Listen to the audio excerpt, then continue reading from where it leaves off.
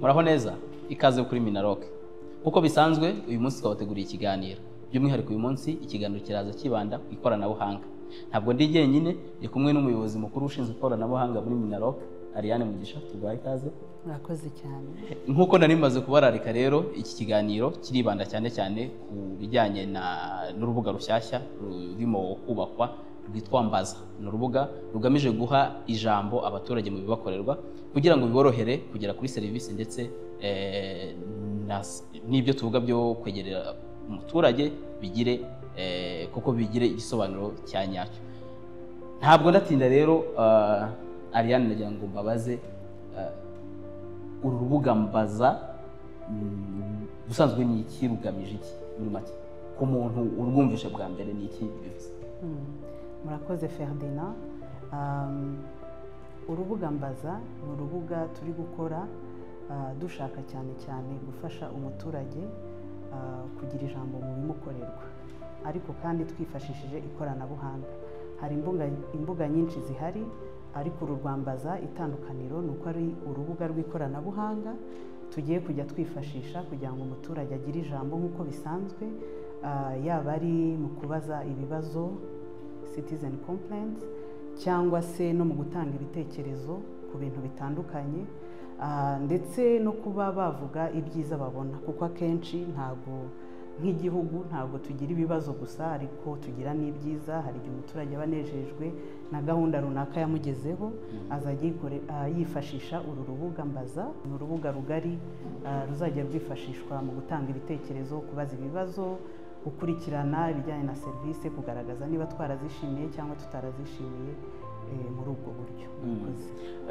Birumvikana udusobanuro ko ruzaba rukora, ariko by'umwihariko nk'umuturage ndabyutse mu gitondo mfite ikibazo runaka nshaka kubaza ubuyobozi, sinzi uburyo cyangwa se mfite umwanya cyangwa se nshaka no gutakaza umwanya munini njya ku biro by'umurenge by'akagari, nzajya mbigenza nzajya ninjira muri urwo rubuga ndubwire ngo mfite ikibazo, bizajya bigenda bite mu buryo bufatika?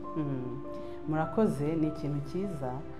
Ni ukuvuga ngo uru rubuga nk'uko nabivuze ni urw'ikoranabuhanga. Bivuze ngo nk'umuturage ushaka kugira ijambo kuri urwo rubuga biramusaba kuba afite telefone igendanwa cyangwa se afite kompiyuta.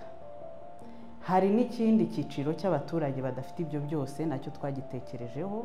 We azajya yitabira imbuga zisanzwe zihari, yaba ari inteko y'abaturage, umuganda, cyangwa se gusura inzego z'ibanze. Ibyo byose birashoboka, ariko ufite biriya twavuze haruguru ashobora kuba yakoresha telefone ye, smartphone, cyangwa se abantu bakunze kwita touch, akaba yatanga igitekerezo cye cyangwa akabaza ikibazo cye.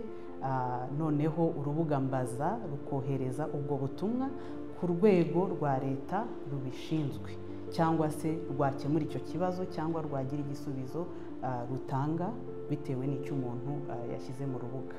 Ubwo rero umuturage aho ari hose, waba uri mu rugo, waba uri mu murima, waba uri mu kazi gatandukanye, ntabwo bizajya bisaba ngo uhaguruke ugende ku biro bya leta, ahubwo uzajya ukoresha ibikoresho by'ikoranabuhanga ubashe gutanga ubwo butumwa. Hari amakuru y'uko uru rubuga ruzahuzwa n'ubwenge bukorano cyangwa se ubwenge buhangano, ibi tuzi nka artificial intelligence cyangwa AI. Ibyo bizahuzwa gute, bizakora gute? Yego, murakoze. AI cyangwa se ubwenge buhangano ni ikintu kimaze kumvikana neza hano mu gihugu, abantu benshi bamaze kukimenya. Ibyo byose twavugaga ni ukuvuga ngo kugira ngo urubuga koranabuhanga rube rwagufasha, rwumve ikibazo cyawe, rukigeze aho bikwiye ku rwego bireba, ku rwego yaba ari urwa leta cyangwa se ibindi bigo bitandukanye bikorana na leta bireba. Aho niho ubwo bwenge buhangano cyangwa se AI izazamo. Byumvikane ko AI ntabwo isubiza ibibazo, ahubwo izajya ifasha nko kuderivaringa cya kibazo aho gikwiye kujya. Ubwo ndavuga muri citizen complaints. Ariko nk'ibisanzwe bijyanye no gusobanuza, urugero umuntu ashobora kuba yibaza ngo ko nshaka idarapo ry'igihugu naribona gute? Ibyo ni ibintu bijyanye no kuranga cyangwa se gutanga ibisobanuro. Ibyo ngibyo AI cyangwa se ubwenge buhangano kuko bufite ayo makuru buzajya buyatanga nta kibazo. Ariko nk'ikibazo wenda muri sense ya complaint, kimeze urugero umuntu ashobora kuvuga ati umuturanyi wanjye yarandengereye cyangwa se yanyoneshereje nkeneye ubufasha. Icyo gihe urumva ko AI ntabwo yabisubiza, ntabwo bisaba tekinoloji kubisubiza, hakenewe inzego zihari zisanzwe zabyinjiramo zikamenya icyo kibazo zikabasha gusubiza. Igihe zisubije ubishinzwe yamaze kubisubiza akoresheje urubuga mbaza, noneho wa muturage azajya abona igisubizo. Uru rubuga ntabwo rugiye gukuraho uburyo busanzwe bwakoraga, ahubwo ruje kunganira ubwo buryo kugira ngo habeho gutanga serivisi inoze ndetse no kwihuta, tukagabanya igihe twakoreshaga kikaba cyakoreshwa n'ibindi. Ubusanzwe tuzi ko ibibazo ubu rugiye gushyirwaho ngira ngo ku bufatanye bwa guverinoma y'u Rwanda, ariko by'umwihariko biciye muri Minisiteri y'Ubutegetsi bw'Igihugu. Abaturage bagira ibibazo bitandukanye, rimwe na rimwe birenze serivisi Minisiteri y'Ubutegetsi bw'Igihugu n'inzego z'ibanze batanga. Ese muri mbaza ntakumirwa ibibazo byose bizajya biba byemewe kubazwamo, cyangwa se hazabamo serivisi nkeya wenda bigendanye n'ibyo Minaloc ishinzwe?